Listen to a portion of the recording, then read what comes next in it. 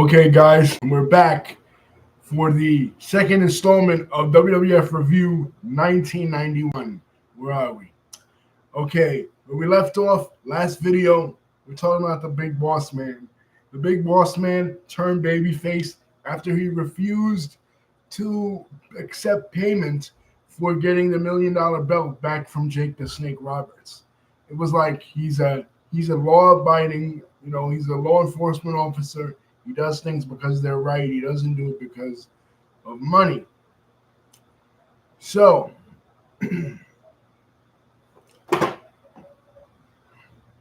he now is a babyface, but he now has problems with the $1 million man Ted DiBiase and his former associates Slick and Akeem. Well, he makes in 1990 he makes quick work of Slick and Akeem, and he has a blow off with Ted DiBiase. Now he has a problem with Bobby the Brain Heenan. Bobby the Brain Heenan is going around dissing the Big Boss Man's mother, talking crap about the Big Boss Man's mother, making jokes about the Big Boss Man's mother, and that puts him in a feud with the Heenan family. So at the Royal Rumble 1991, he faces off against Heenan family member, the Barbarian, who ironically enough, before he was managed by Bobby the Brain Heenan, was managed by Slick. What other matches are notable on this show? The Rockers. They're taking on the Orient Express, Mr. Fuji's team. The Rockers, as you guys know, defeated the Hart Foundation for the WWF Tag Team Championships, but it was not aired on TV. There were contract disputes with Jim the Anvil Neidhart about him possibly going to WCW, so they didn't want to put the belts on. They wanted to appease him and keep the belts on the Hart Foundation. And also the rope broke in the middle of the match, and they didn't want to air that shitty match on Saturday Night's Main Event, so the decision was reversed. The Rockers are no longer the WWF Tag Team Champions, and they never won the belts again.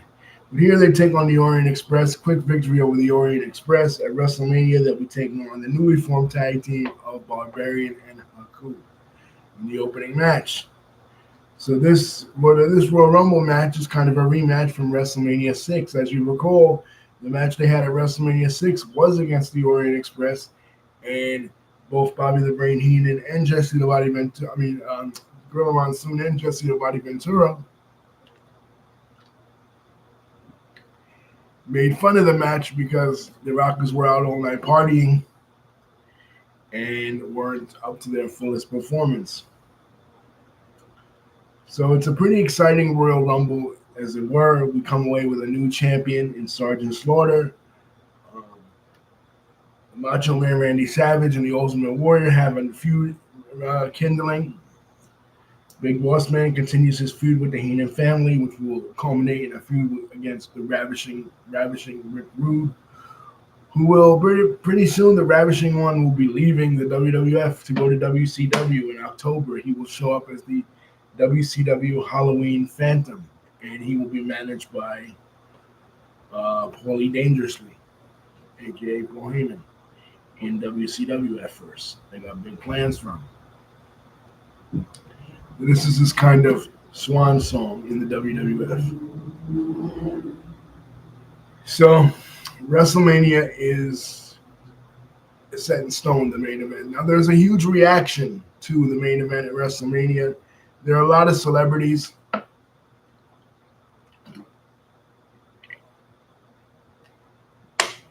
There are a lot of celebrities that are penciled in. Regis filming this because it's supposed to be in the Los Angeles Sports Arena. So, of course, a lot of celebrities are there. A lot of celebs are penciled in. Regis Philbin's there. Mary Hart. Bob Costas was supposed to be there. And Roseanne Barr, whose popular television show Roseanne is #1 in the country at this time. They hear about the main storyline going into the championship match, and they're offended. Bob Costas is anyway, and bows out. So does Roseanne Barr. So we're pretty much left with only with only Regis Philbin. I mean, he makes a couple of cool jokes in interviews, like the one interview with the Undertaker, for example, but not as star-studded as it would have been if it would have been in the Los Angeles Coliseum. So they moved to LA Sports Arena. They said they couldn't sell tickets, but the truth is, people didn't really like the storyline. There was a lot of backlash against this storyline, because why use real life events in a wrestling storyline? You could have just had Sergeant Slaughter come back and say he hated Hulk Hogan because he took his spotlight, that he became the All American guy when it should have been Sergeant Slaughter. When Sergeant Slaughter was on the front line feuding against the Iron Sheik years before Hulk Hogan was. And now Hulk Hogan is seen as the All-American guy that will represent the Stars and Stripes at WrestleMania 7. That could have been the storyline. But no, they went with this Iraqi sympathizer storyline, and it just wasn't getting over. And plus, by this point, the WWF had begun to be investigated for drug distribution. A man named George Shahorian, who was the doctor for the WWF for many years, all throughout the 1980s, was busted and for giving out steroids to these bodybuilders, and he squealed and said, well, you think that's bad? You should see what these wrestlers are buying. So at a show in, I think it was Kansas City or St. Louis, one of the Missouri cities, the cops show up and they raid the arena of the WWF stars. So WWF's in pretty much hot water. What else happens at the Royal Rumble before we leave the Royal Rumble? There's a match. The Rhodeses, Dusty Rhodes and his son Dustin Rhodes against Virgil and Ted DiBiase. And Virgil and Ted DiBiase lose this match. And finally, Ted DiBiase starts berating Virgil, and Virgil snaps. Virgil finally snaps, and the crowd goes wild because Virgil, after years and years of putting up with Ted DiBiase's bullshit, now decides, you know what? Enough is enough.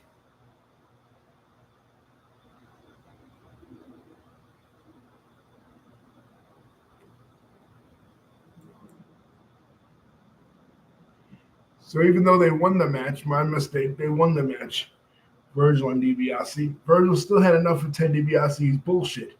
And now Virgil is a babyface. And this is the end of Dusty Rhodes in the WWF until much, much later, until after WCW is purchased. He is going back to WCW, perceivably to get his booker position back. Ole Anderson has been booking in his place. George Scott has been booking in his place in WCW. Other than the Ric Flair, Ricky Steamboat trilogy of matches in '89 is a disaster. They haven't done War Games since '89. They didn't do it in '90. They're about to do it in '91 again, as Dusty is headed back to WCW, baby. Can he turn it around? Let's see. He has some novel ideas in 1991. So now Virgil is a babyface, and Virgil will be wrestling Ted DiBiase at WrestleMania 7. So that's on the card. So we have tons and tons of matches for WrestleMania 7. The Los Angeles Sports Arena, Stars and Stripes Forever, a whole American theme, Hulk Hogan versus Sergeant Slaughter. It's big. What about The Undertaker? The Undertaker still undefeated.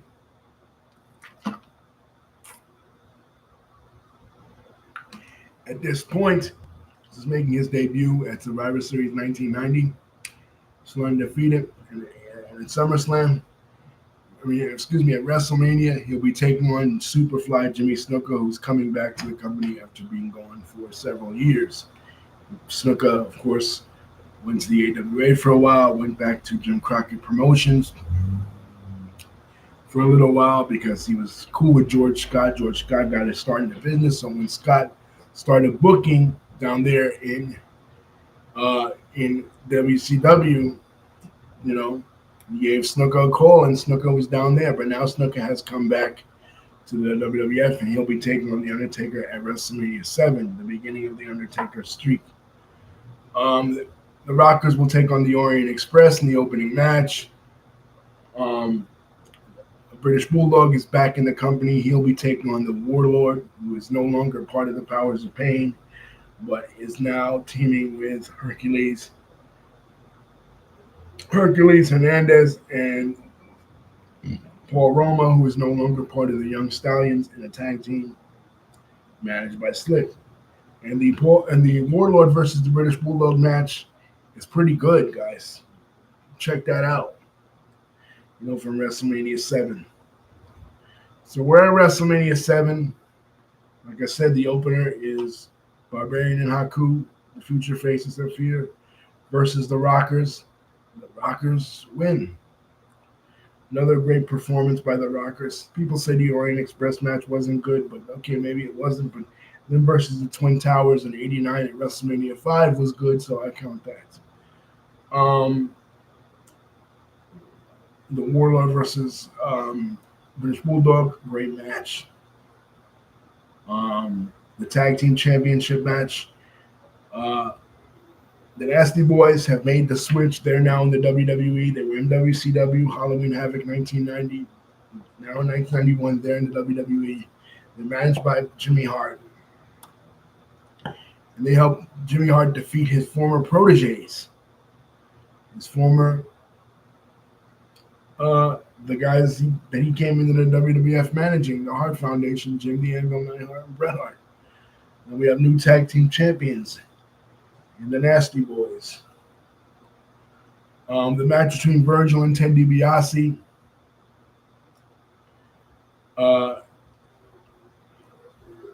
Roddy Piper is training Virgil to take on Ted DiBiase, training him in boxing. Anyway, he doesn't win. Ted DiBiase gets the win by cheating. And Sherry, who has now dumped the Macho King Randy Savage after his historic loss to the Ultimate Warrior. This match, the Ultimate Warrior versus Randy Savage, career-ending match. What an incredible match. People still talk about it to this day. Randy Savage hitting the Ultimate Warrior with multiple elbows and not being able to defeat him. But it made kind of no sense when what happened in a couple months happened. We'll talk about it. The Ultimate Warrior was out of the company in no less than a couple of months. The Ultimate Warrior wins a career-ending match against Randy Savage, and Sherry turns on Randy Savage. She kicks the hell out of Randy Savage. Liz happens to be in the audience. She beats up Sherry, and her and Randy Savage are reunited for the second time. Randy Savage is a babyface. We went over it in the 92 video, so I feel like I don't have to move over here. So now we have, and Hulk Hogan, of course, wins the WWF Championship for the third time. They try to add a little intrigue by adding blood to it, but there's no intrigue in this match. Sergeant Slaughter is pretty old. The match is pretty boring. The semi-main event of Ultimate Warrior versus the Macho Man overshadowed the actual main event in this instance. And they show, Sergeant Slaughter throwing the fireball, but like I said, it was after, the broadcast was over, so nobody saw it. So that's WrestleMania 7. Now moving on to SummerSlam. SummerSlam, August 26, 1991. My birthday that year. And what a date to honor Sid. This is why I made Sid the centerpiece of this video and the centerpiece of the 1991 year in review. Because Sid had been in Memphis. He was Lord Humongous in Memphis, wrestling promoters of the 1980s. They were obsessed with that movie, Mad Max. He had been, Demolition's gimmick was based on that. The Road Warriors, obviously, his gimmick was based on that. Even Sid's in Memphis was based on that. And then he come to the WCW in '89 as part of the Skyscrapers. Then they got him out of that. In the '90s, he was in the Horsemen. And in 91, after a stretcher match with Elegante, the future Giant Gonzalez, he leaves WCW after bad booking and comes to the WWF, and he's now Sid Justice. Now there's intrigue around him because the intrigue around him is will he help the heels win? I mean, there's three heels. There's Sergeant Slaughter, Adnan, and Mustafa. And then there's him, and he was a heel in WCW. Fans that watched WCW knew that he was part of the Horsemen. So maybe he'll turn on the Ultimate Warrior and Hulk Hogan. Who knows? And then you have the wedding. The wedding of the Macho Man Randy Savage and Elizabeth. They're back together. Now, in real life, they were already married. They've been married since '85 when Savage debuted in WWF. But we didn't know that, you know what I mean, as wrestling fans. So Savage gets on his knees on an episode of Superstars and goes, "Missy Elizabeth, will you marry me?" And she goes, "Ooh, yeah." Right, so the wedding is set. Madison Square Garden. What a tremendous event this was, man. I was there for this. And another match I wanted to talk about, two other matches I wanted to talk about. $1 Million Champion. Sean says, "Happy Sunday." Same to you, bro. $1 Million Championship match with Virgil and Ted DiBiase. Virgil, of course, didn't win the $1 Million Championship against Ted DiBiase at WrestleMania. So he's going for it again here. August 26, 1991, Madison Square Garden. He wins.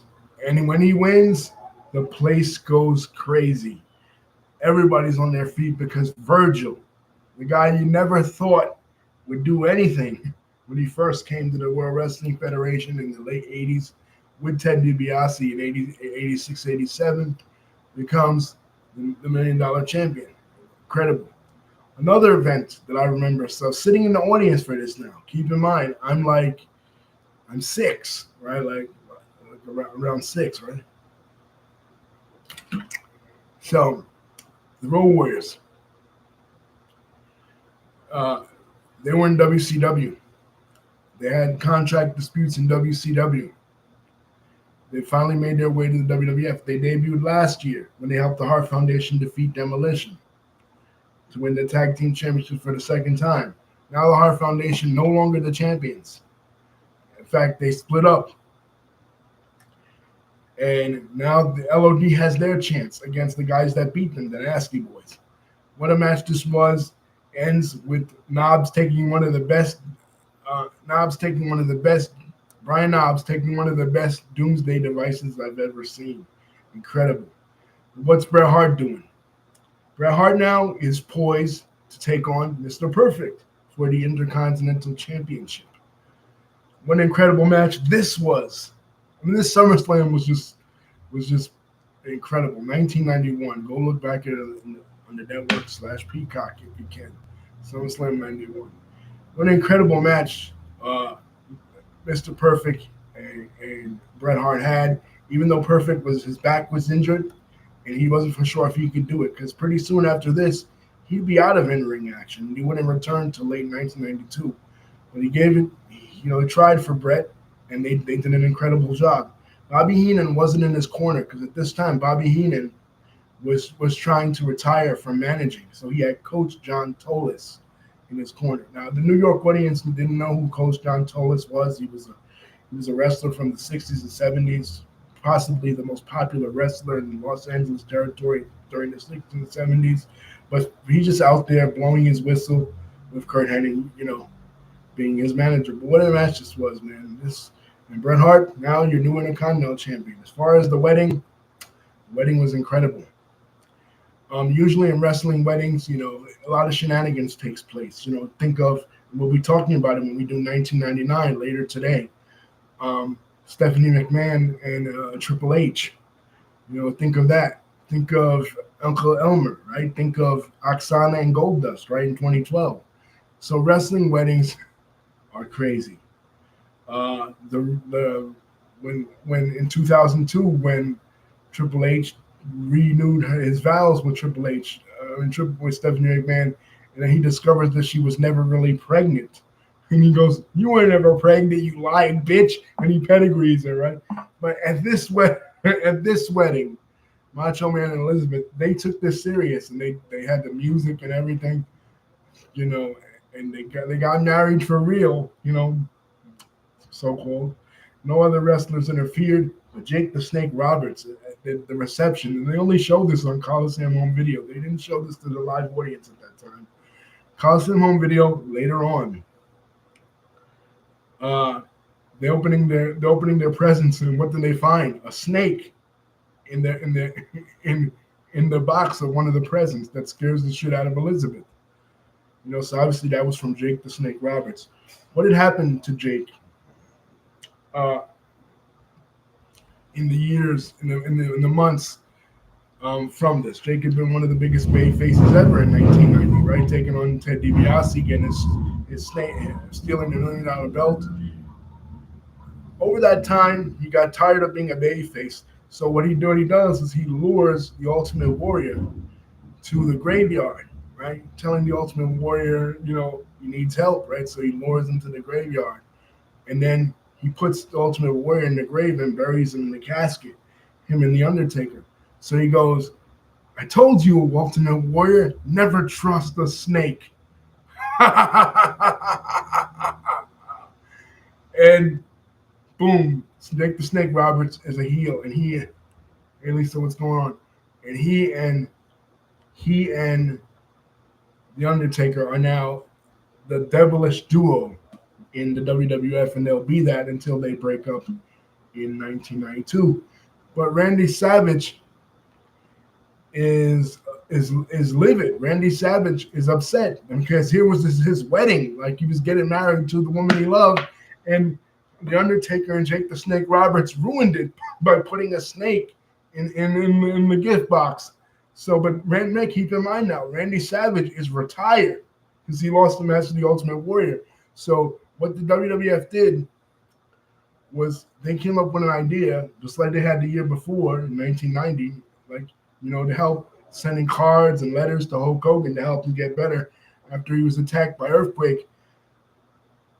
For all the fans to call this hotline to reinstate the Macho Man, so the Macho Man could have his chance to get back at Jake the Snake Roberts for, ruining his wedding. So, but in between that time, he's an announcer on WWF Superstars, and he gets into an altercation with Jake after one of Jake's matches. And Jake ties him up, and Jake has the snake bite Randy Savage. And we're like, oh my God, as kids, we're thinking, oh shit, Randy Savage got bit by a poisonous snake because he's not using Damien anymore, because Damien in the early part of 1991 got squashed by Earthquake, and Earthquake made hamburgers out of him, right? So he's not using Damien anymore. He's using a different snake that's a rattlesnake. So now we're thinking, oh shit, Randy Savage got bit by a venomous snake. And Elizabeth's coming out, trying to help him and stuff. To no avail, though. He still got bit. Now, later on, Jake tells the story that Savage he didn't trust Jake Roberts. Like they're backstage. So he tells him, have the snake bite you first, brother.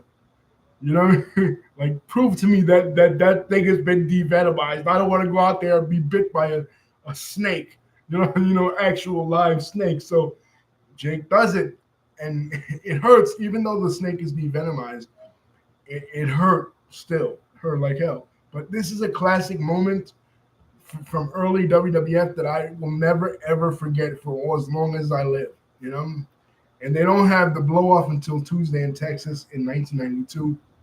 But this feud is starting between Jake the Snake Roberts and Macho Man Randy Savage, and Macho Man Randy Savage will be back in the company. And oddly enough, the guy who beat him, Ultimate Warrior, will be out of the company because we talked about it plenty of times before. The handicap match.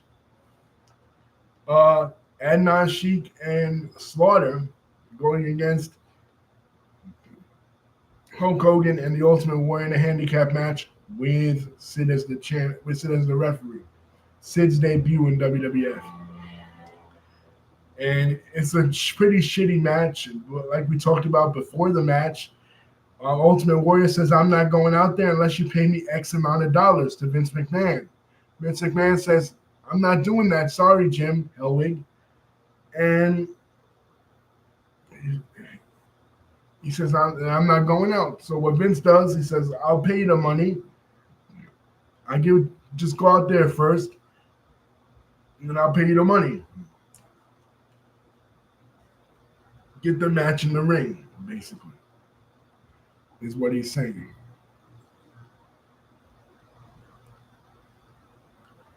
And they do that. They have a pretty decent match.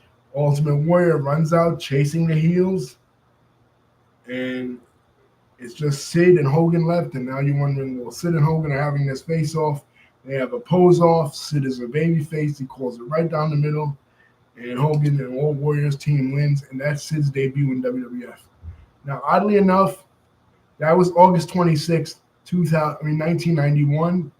Sid Udy passed away on August 26th, 2024. So August the 26th, I guess, there's a huge significance for Psycho Sid. Rest in peace, Psycho Sid. That was his debut here.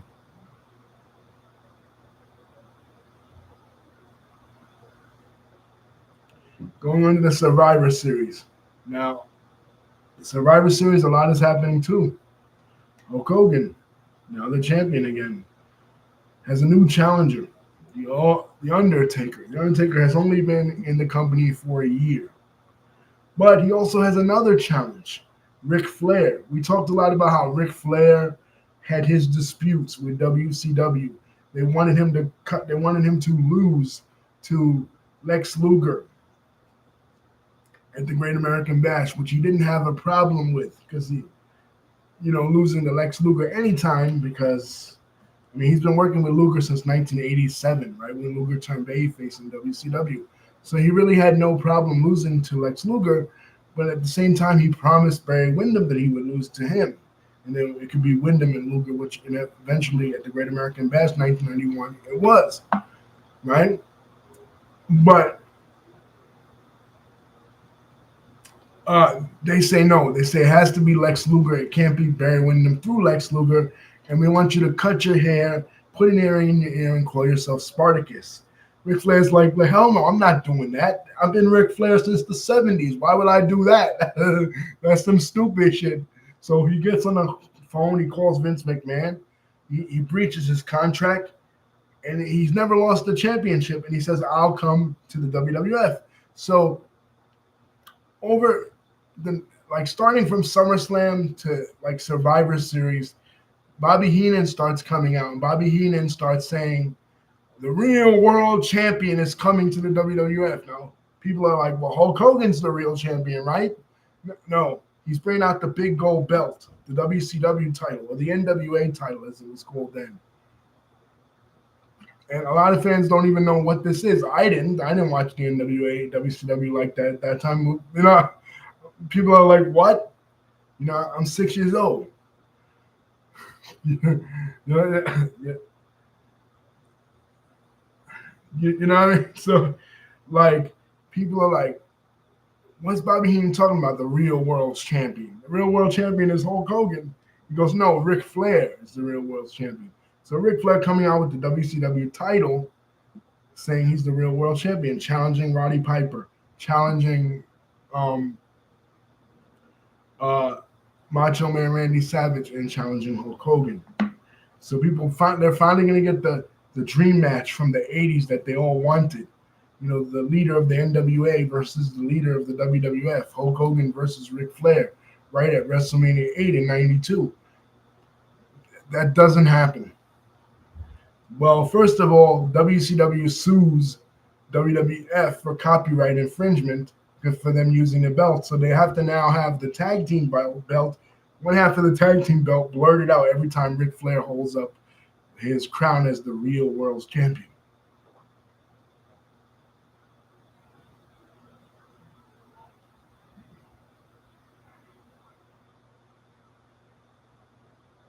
Yeah,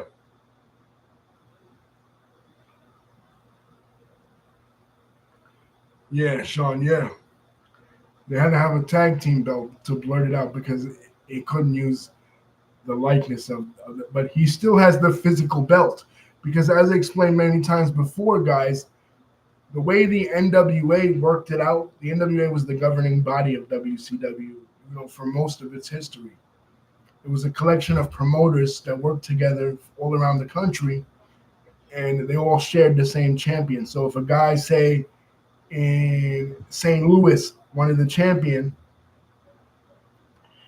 he had to contact whoever had whoever the champion was working for. So say he was in St. Louis, he wanted the champion, and the champion was Classy Freddie Blassie, who was contracted to the Los Angeles territory for most of his career.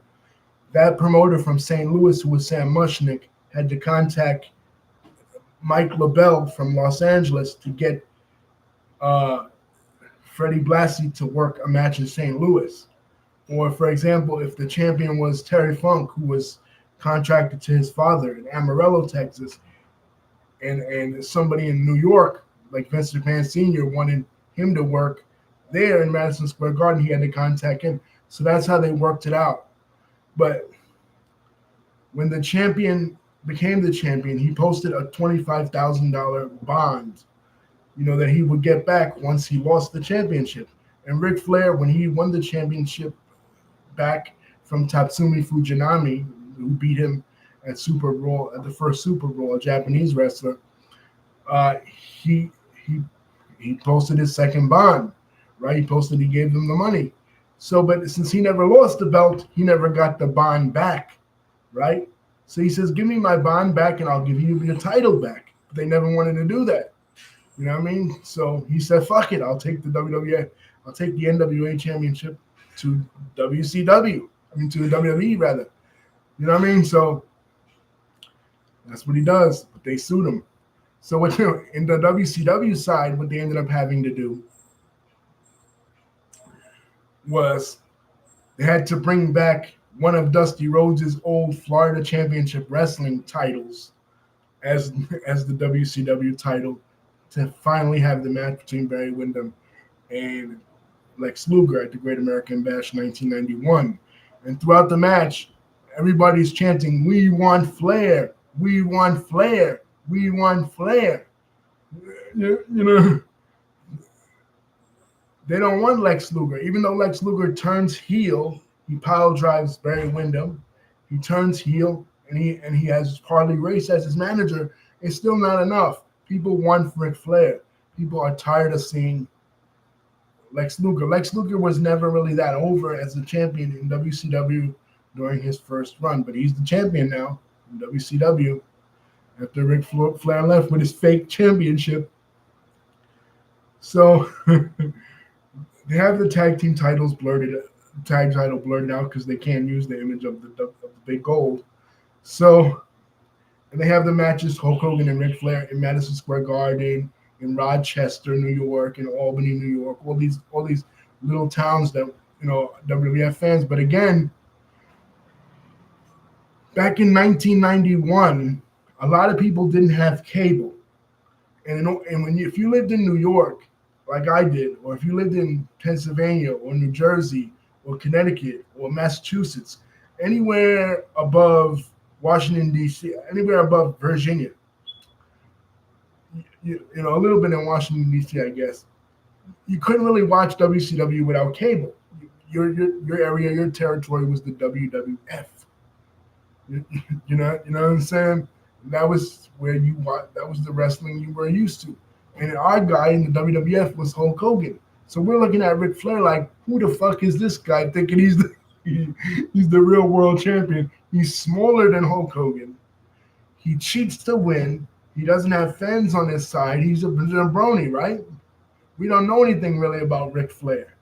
So they have the matches Ric Flair and Hulk Hogan, and unless you were into the magazines at that time, you really didn't know who Ric Flair was. So the matches don't sell well.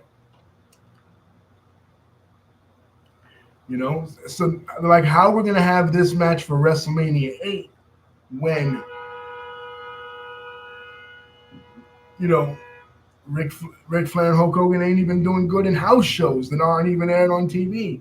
So they pivot and they say, let's take the belt off Hogan. And The Undertaker versus Hulk Hogan is the match set for Survivor Series 1991. Ric Flair interferes. The Undertaker does a tombstone pile driver on a chair to Hulk Hogan, where Ric Flair slips the chair into the ring, and now The Undertaker is the WWF champion for the first time. It won't last long because pretty soon in 1992, Hogan will regain it back. Then it'll be declared vacant. Ric Flair will win it at the Royal Rumble, and he'll take on Randy Savage.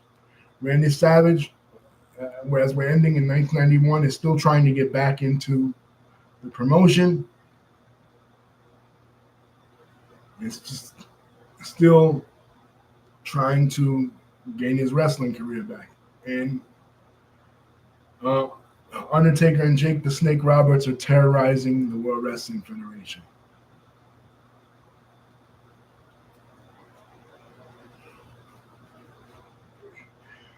Okay, and like I said, this video is dedicated to Sid because Sid made his debut on August 26, 1991 in WWF, and he died in August 26, 2024, just a couple of weeks ago, like last week.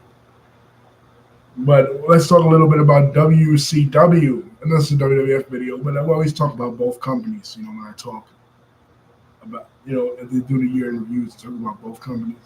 WCW right now, they start off Super Brawl 1. A great match between Lex Luger and Sting. Lex Luger and Sting against the Steiner brothers.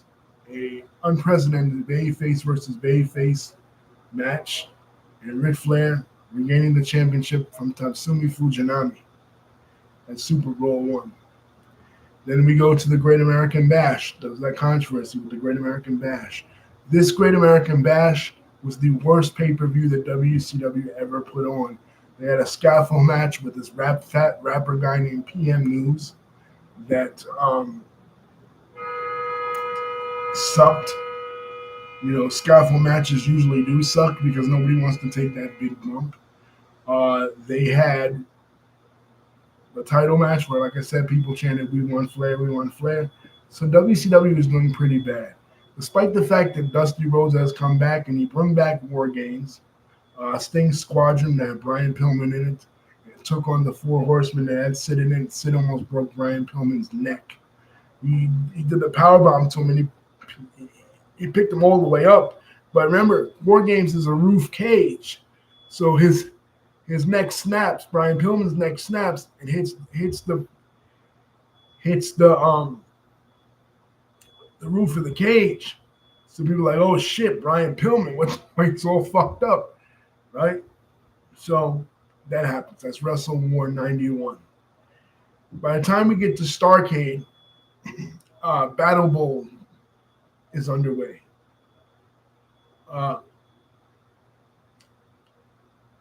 And Battle Bowl is another concept that Dusty Rhodes came up with. This idea that babyfaces and heels will team together, and the winners of those tag team matches will go on to face each other in a tournament. Now, what's happening in 1991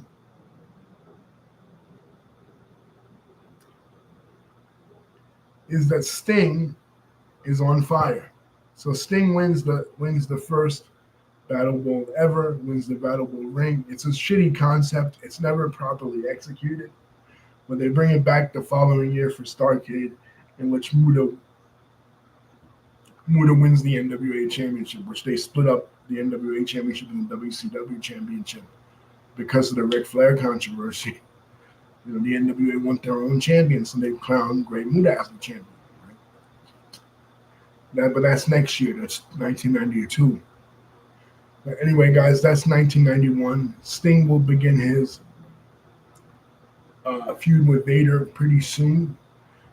Last year, Sting had a very shitty year. The Black Scorpion storyline with Ric Flair, that was BS. But 1991 will be a pretty good year for Sting. His best friend is now a heel, Lex Luger, so it won't be long before he and Lex Luger have their altercation. The first pay-per-view of 1992 will be Sting and Lex Luger for the WCW Championship.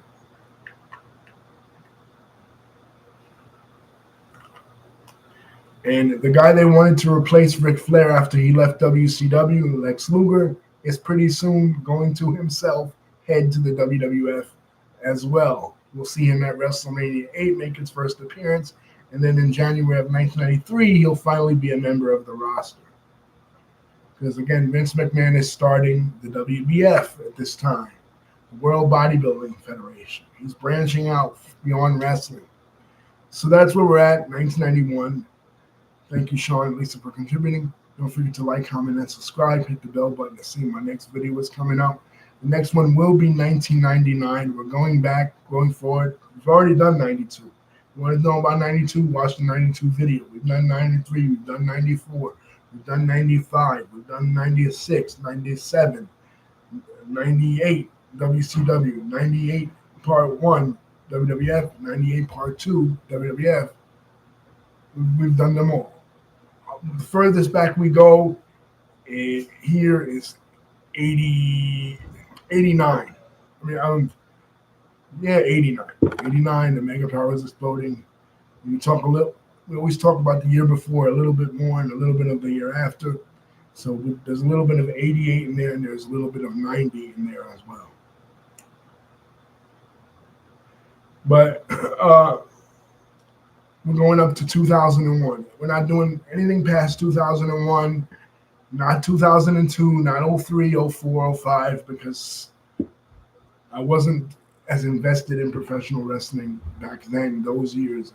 And we're not doing anything older than 1989. So 88, a little bit of 88 is covered in 89, but we're not doing 87. We're not doing 86, 85. Of course, not on my baby.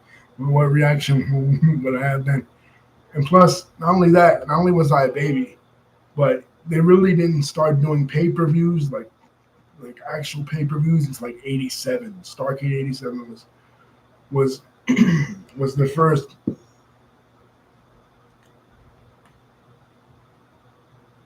WWF pay-per-view that wasn't WrestleMania. So you can't really do 86, 85, because all you'll be talking about is really WrestleMania. WrestleMania is 1 and 2. So, but anything after 2001, after the invasion angle, we might cover a little bit of the NWO coming to WWE, which is interesting because I have a lot of thoughts on that and what they could have did better. And Hulk Hogan, match with The Rock and turning babyface and coming back to the WWF after 9 years. So 2002 might be an interesting one. But beyond that, like 04, 05, 06, 07, 08, 09, 10, 11, 12, 13, 14, 15, 16, 17, 18, 19, 20, 21, 22, 23, 24. We're not doing all that. 2002 is the cutoff.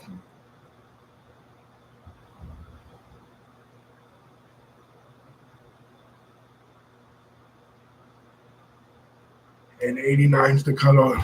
So from 89 to 2002, that's what we're doing. In WCW, we're not doing 99, and we're not doing 2000. Because WCW in 1999 and 2000 was just too shitty, and I didn't watch any of it. Peace. Don't forget to like, comment, and subscribe. Love you guys.